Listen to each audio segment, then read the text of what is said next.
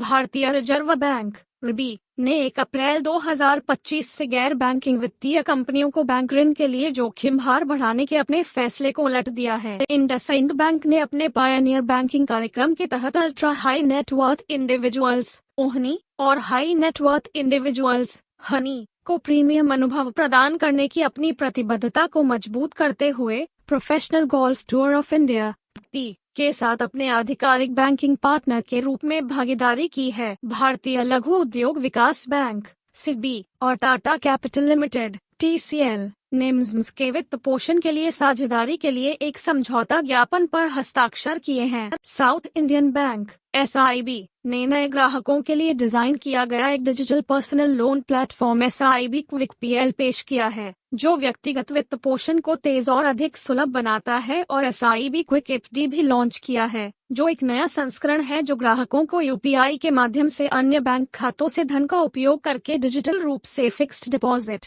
(FD) खोलने की अनुमति देता है। यस बैंक ने एक बार फिर स्थिरता में अपने नेतृत्व का प्रदर्शन किया है, जो लगातार तीसरे वर्ष S&P global corporate sustainability assessment (CSA) 2024 और कार्बन डिस्क्लोजर प्रोजेक्ट (CDP) में भारत का सबसे अधिक रेटिंग वाला बैंक बनकर उभरा है। निवेश और सार्वजनिक संपत्ति प्रबंधन विभाग (DIPM) ने सार्वजनिक क्षेत्र के बैंकों (PSB) और सूचीबद्ध सार्वजनिक वित्तीय संस्थानों (PFI) में सरकार की प्रस्तावित हिस्सेदारी बिक्री को सुविधाजनक बनाने के लिए मर्चेंट बैंकरों से बोलियां आमंत्रित की हैं। हेंस शूमाकर 1 मार्च 2025 को मुख्य कार्यकारी अधिकारी CEO और बोर्ड निदेशक के पद से हट रहे हैं और 31 मई 2025 को आधिकारिक रूप से यूनिलीवर छोड़ देंगे। टाटा सन्स के चेयरमैन नटराजन चंद्रशेखरन को Ratan Tata endowment foundation (RTEF) का चेयरमैन नियुक्त किया गया है। दोराबाबू दपर्ती को 24 फरवरी 2025 से SBI लाइफ इंश्योरेंस का उप मुख्य कार्यकारी अधिकारी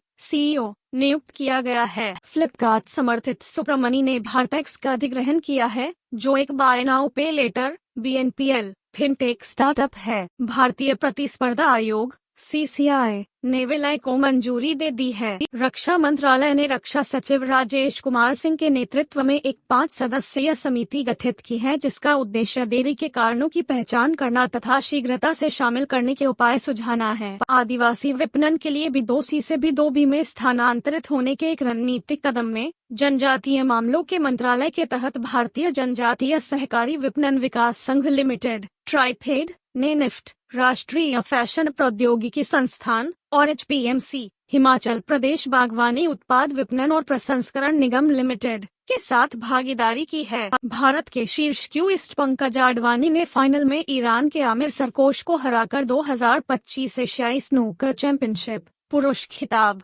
हासिल किया। भारतीय ओलंपिक संघ (AIOA) ने boxing federation of India (FI) के निर्धारित समय के भीतर चुनाव कराने में विफल रहने के बाद इसकी देखरेख के लिए 5 सदस्यीय तदर्थ समिति का गठन किया है। आयुष मंत्रालय ने भारतीय पारंपरिक चिकित्सा में उनके असाधारण योगदान के लिए 3 प्रतिष्ठित आयुर्वेद चिकित्सकों को राष्ट्रीय धन्वंतरी आयुर्वेद पुरस्कार 2025 से सम्मानित किया है। विश्व एनजीओ दिवस 2025 27 फरवरी 2025 को मनाया जाता है। भारतीय नौसेना ने महाराष्ट्र पर्यटन विकास निगम लिमिटेड (MTDC) को एक landing ship tank medium XINS Guldar सौंप दिया है। ऑपरेटिव किसान क्रेडिट कार्ड (KCC) खातों के तहत वितरित कुल राशि मार्च 2014 में 4.26 लाख करोड़ रुपए से दोगुनी से अधिक होकर दिसंबर 2024 में 10.05 लाख करोड़ रुपए हो गई है। भारत 2024 में प्रारंभिक सार्वजनिक पेशकश IPO के लिए शीर्ष वैश्विक गंतव्य के रूप में उभरा है, जो दुनिया भर में सभी IPO का 30% हिस्सा है और कुल $19.5 बिलियन